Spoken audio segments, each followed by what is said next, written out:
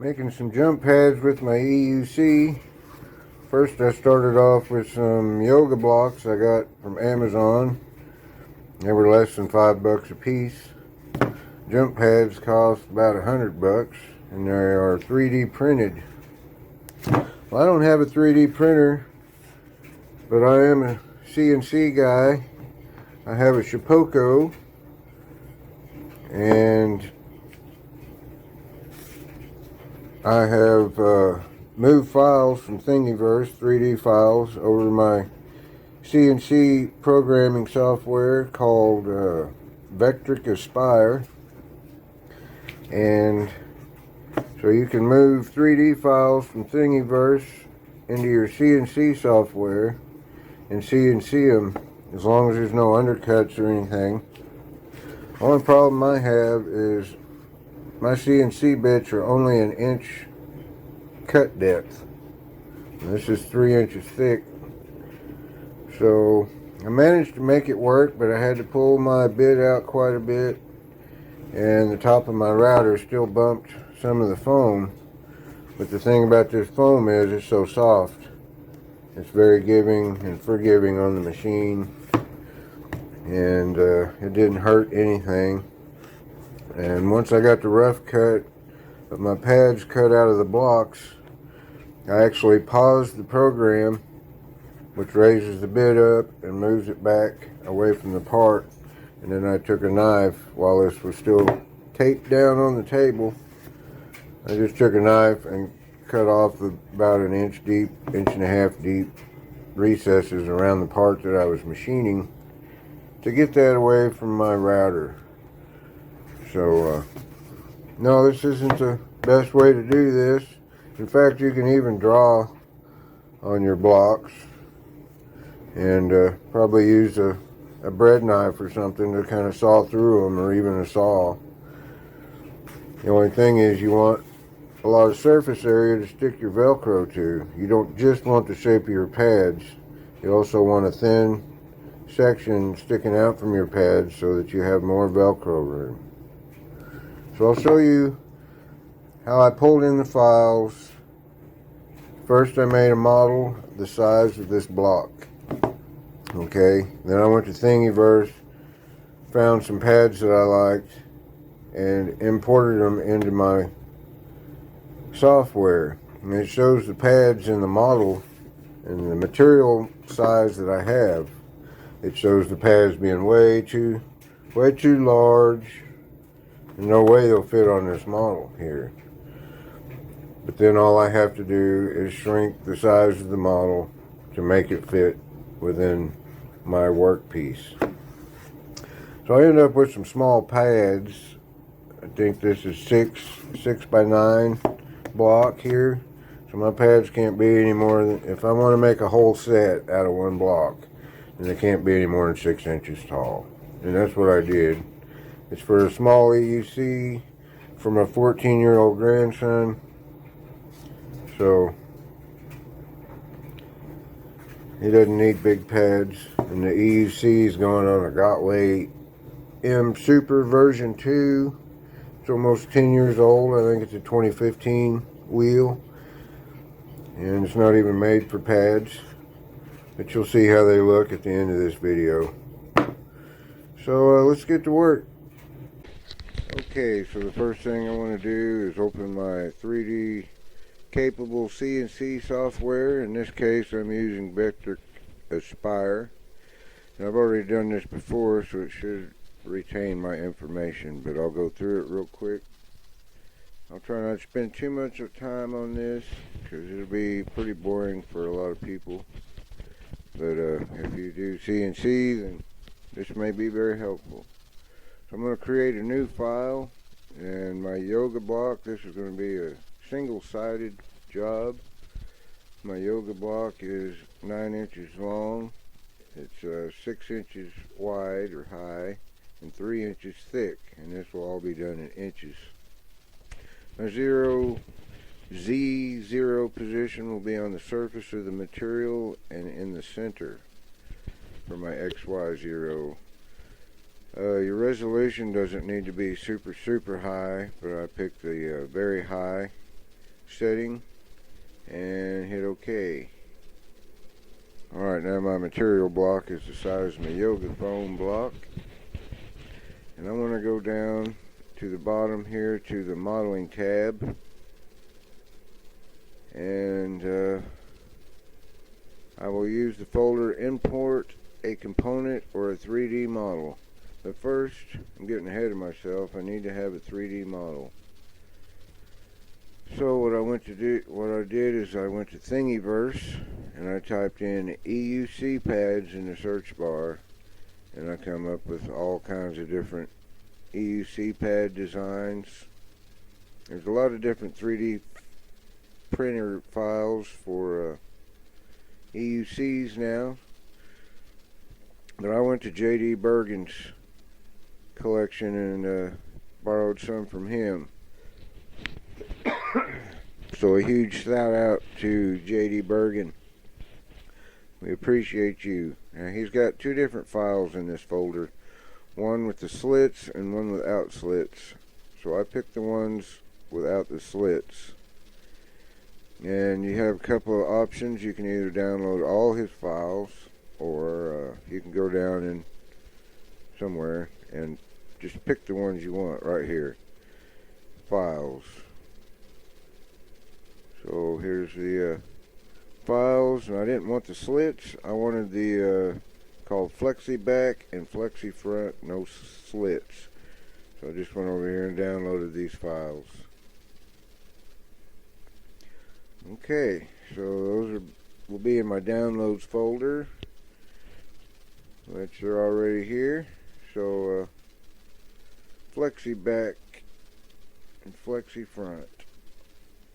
Start off with the Flexi Front.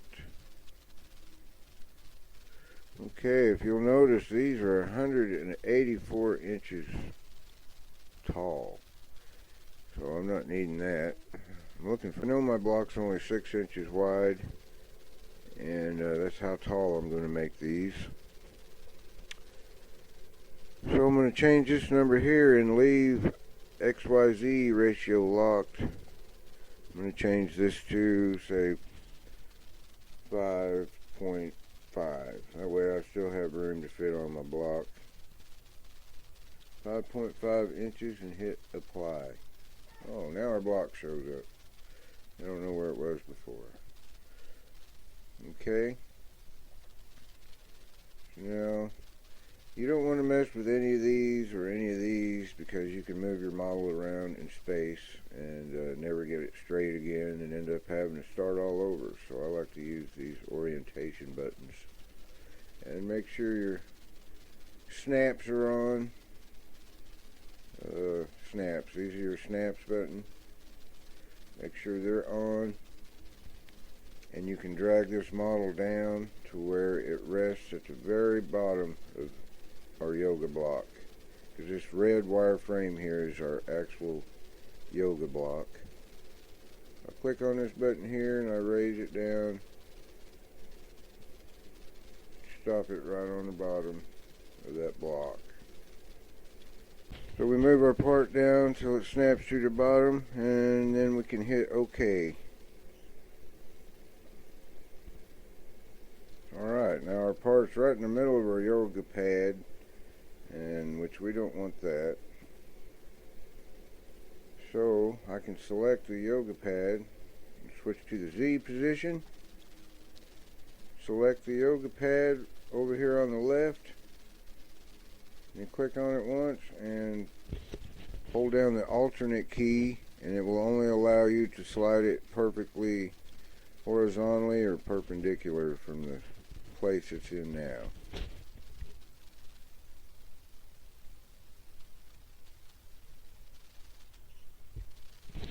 Alright, now we want to load the other half. So I'll go back, open the other file. We'll go through the same thing. I'm going to find the biggest, which would be the tallest number, and change that to 5.5 inches. Switch to my Y perspective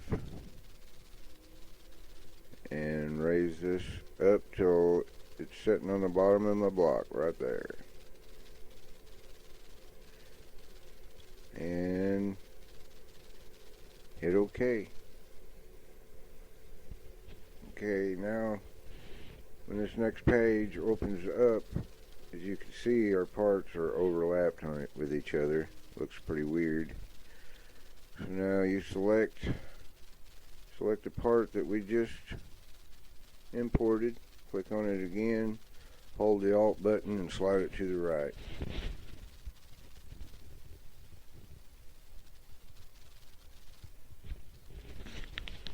Okay, now we got our two parts.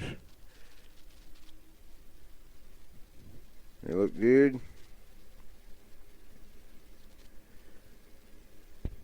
So now we can do our tool paths. If you like the way they look in the block, you can select them.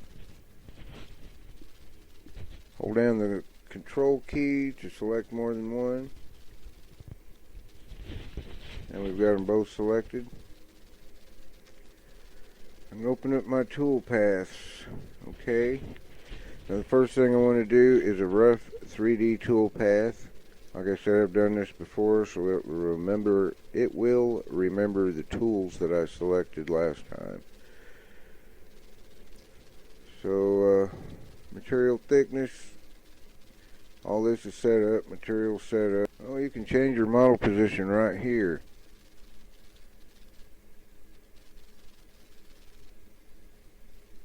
See what that looks like.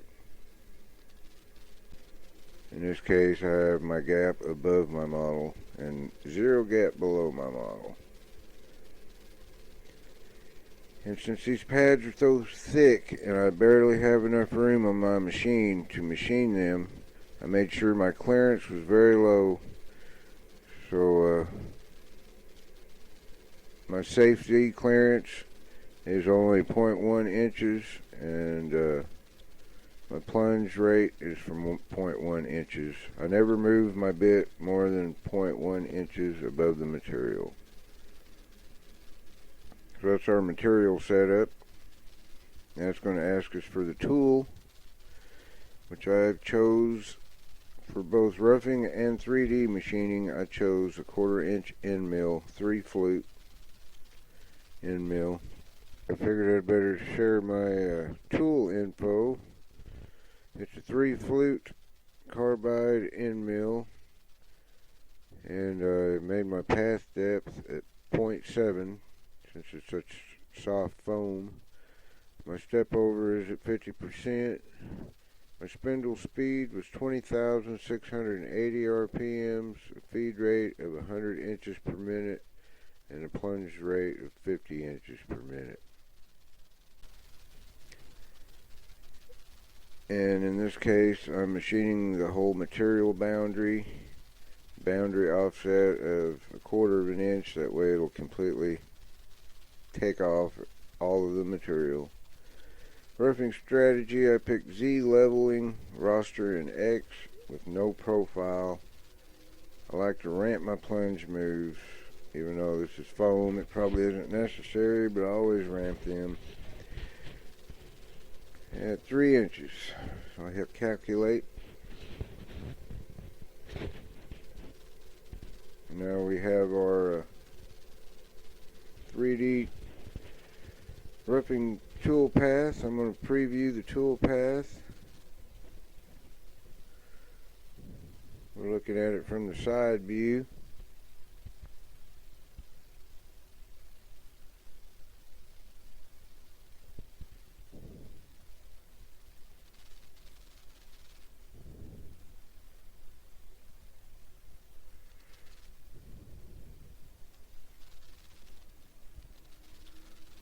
Okay, now it's time to do our 3D tool path, and that's be this symbol right here. Same thing, use the same end mill. This time I'm only going to machine around the model, not the whole surface. That would take a lot of time. 0 boundary offset and a roster strategy, roster angle at 0 degrees. Calculate.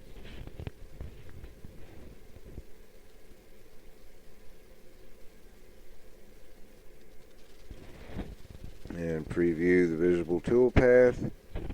It's just showing you our finishing toolpath. Whoops. And yeah, that looks good to me. Now your parts will look exactly as they appear after they've been machined. So that's something to note. And so as you can see right here, it's still attached. Right there at this end and right here at this end. The program did that because the 1/4 inch bit was fat and it didn't want to damage the part. This foam is very soft and easy to cut with a knife. So now we want to see how long this takes.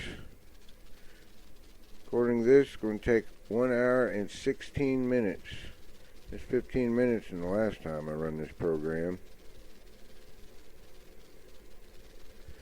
1 hour and 15 minutes, and now we can save our toolpaths. I paused my machine halfway between these two. I can put both these toolpaths together, output all visible toolpaths to one file, because we're using the same bit. I'm not using a ball nose bit like you would normally on a 3D model. This is just straight with an end mill. But I still paused the machine so that I could cut all the excess foam around the sides of my model, so I didn't have to worry about my router hitting it. And that's it. Ready to take the file out to the machine and do some cutting.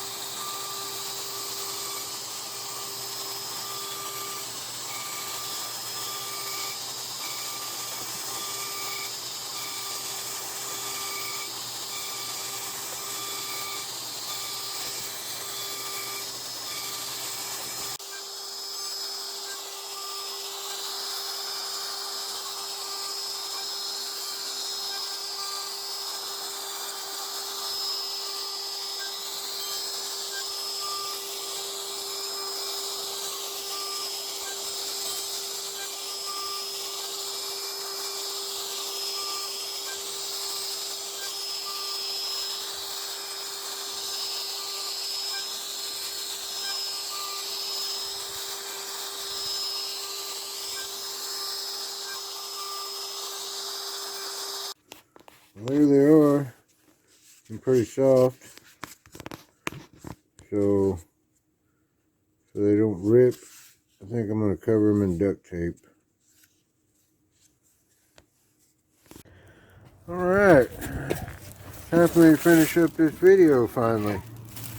As you can see, I bought some 4-inch Velcro strips. Found that on Amazon fairly cheap. And yeah, I did the trick on these pads, stiffened them right up. My 14-year-old grandson rides this. And those yoga blocks were only like $4 and something a piece. And they work out good for him. He rides and jumps this old antique wheel all over the place. So does little 10-year-old Jacob. Show me how to use them pads, Jacob. Show me how to use those jump pads. Take off riding. That's my 10-year-old grandson, Jacob. 1 second. I'm pretty bad.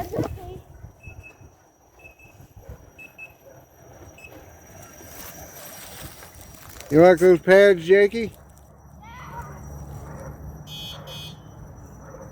They keep you locked in, don't they?